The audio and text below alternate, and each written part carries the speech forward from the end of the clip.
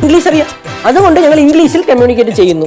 അമ്മൂമ്മ അതുകൊണ്ടൊന്നും അല്ല, എന്നെ മനഃപൂർവ്വം കളിയാക്കാൻ വേണ്ടിയാ ചേട്ടൻ ഇങ്ങനെ ഇംഗ്ലീഷ് സംസാരിക്കുന്നേ.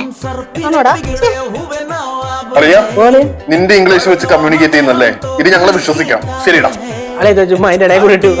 പല കാര്യം ഞാൻ അമ്മൂമ്മ, ഞാൻ പുറത്തു പോയിരുന്നു പഠിക്കാം. just go outside and study. I don't care whether you study.